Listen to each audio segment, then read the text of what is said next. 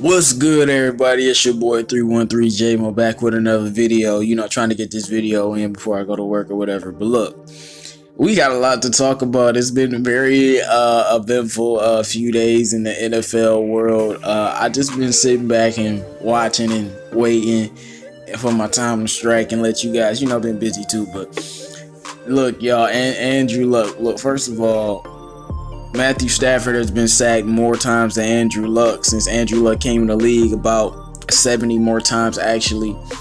The numbers were like 100. He's been sacked 179 times. Stafford's been sacked like 246 times. It was something along those lines, but he's been sacked and hit more than Andrew Luck since Andrew Luck came into the league, and he's still playing. So I know he ain't won a playoff game. I know he ain't won a division title. I know all of y'all Lions haters think he's average and a failure and all of this stuff that runs a million miles, but put some respect on his name. Like, the dude has been hit more than Andrew Luck, who just retired because of being hit. The dude is going through the off-season stuff with his wife and still was coming in to training camp while his wife is going.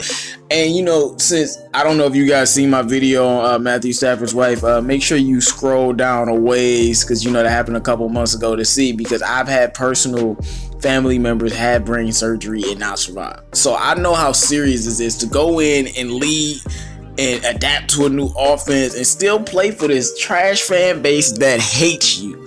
It shows a lot, because I firmly was afraid Stafford was going to quit this early offseason when that stuff was going on. I'm like, it's over.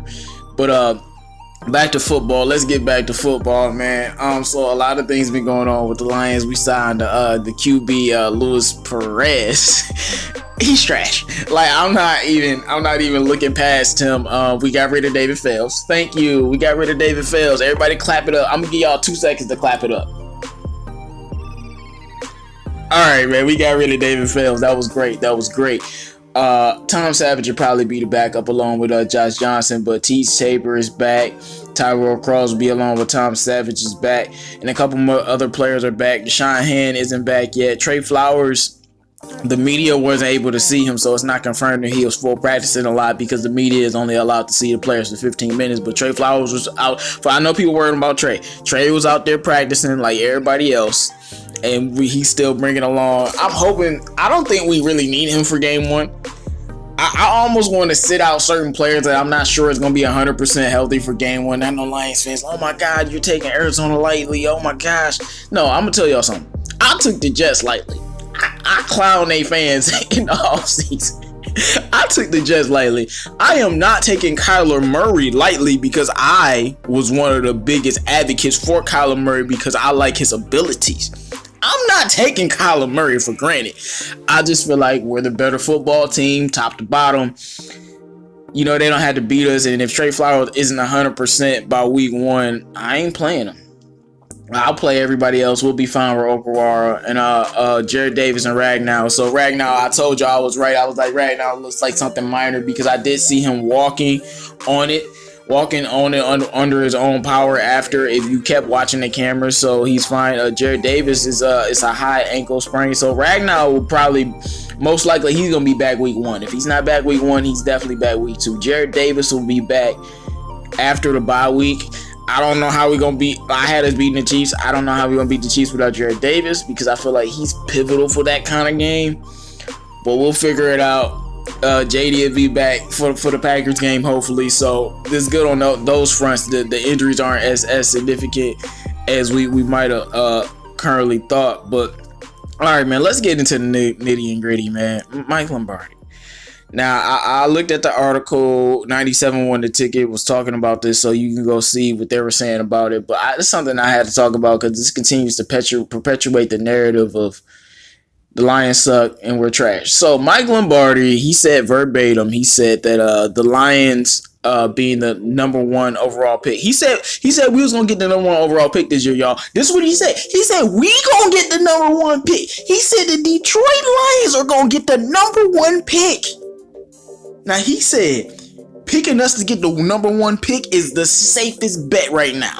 He's betting the under. He's like, that's the safest bet in the world to bet the Lions and bet the under. He said Matthew Stafford back is still hurt. He said some general manager told him that Matthew Stafford back is still hurt. He says he don't see Stafford making it throughout the season. He didn't mention anything about our football team, and then he said our roster was trash. Really, man? So this is what we gonna do today. This is what we gonna do today, y'all? Okay, I got you. In the words of Slay, boy, if you don't get that out of here, man, I got Slay up for the finger wagging. If you don't get that out of here, bro, if you don't get that bullshit on somewhere, dog, like, y'all, this is funny to me, y'all. Like, this is funny to me. It's just like, it's so hilarious how the Lombardis hate us. Because, you know, he's a Lombardi, so of course he's hating. You know that GM that he talked to was himself. He didn't talk to anyone about Matthew Stafford. And I'm going to get into Matthew Stafford health real quick. Now, I don't know if you guys are subscribed, but it's certain channels that have the NFL games, and the game for the Lions that, you know, our game, it was online. I watched the game twice again, so I seen everything from everybody. And Stafford was looking great in the pocket. He was moving. Like, I love the way he was moving around. He was looking healthy, jogging, mobile. I had fans that actually went to the game tell me they watched Stafford warm up. Like, so when they said that, they watched him bend all the way down, like, you know, because he wouldn't be able to do the stuff. He got pain in his back, and I have back pain, so I know what it is. He has complete mobility, and he came out was super sharp and looking. Stafford's healthy. Stop it. And you know, it's so funny with these Lombardis, and it's more to this, man. He said the Lions were going to be a good team, and the narrative is out there that we're not going to be a good team, and I just don't know how delusional they are. But look, the NFL, I told you once again, NFL loves TJ Hockenson. I mean, NFL.com had I forgot Coach Billick, I think it was Brian Billick. I think I might be wrong on the name, but he did a little thing on TJ Hockenson and how him and Stafford connection is going to be so good, and how the Lions finally have a tight end threat. We all know how good the Lions was in that game, but TJ Hockenson gets a lot of national love. I keep saying this because it's amazing to me. Like, none of our number 1 picks really get any type of national love, probably since Sue. Like, he gets a lot of national love. A lot of people like him, and they've been talking a lot, but it's a lot about the Lions out there, positive or negative. And let's get to this ESPN 100. ESPN had a 100 list of the top 100 guys that are going to be good this year. So basically, upcoming this season, who are going to be the top 100 guys? Guess what, guys? And we talk about this on the roundtable. Dude, Darius Slay was number 100. And I was going through the list. I'm like, if y'all don't have one Lion in here, I'm like, then y'all crazy. Stafford wasn't on the list. Carry on, Kenny Galladay, Trey Flower, no Snacks, Mike Daniel. Like, our whole roster wasn't on the list, but Slay at 100.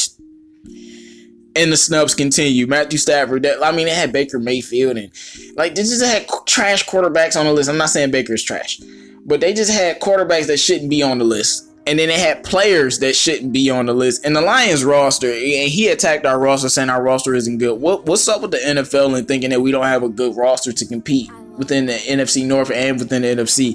This is just something that I'm not understanding. Something that's not making any sense to me.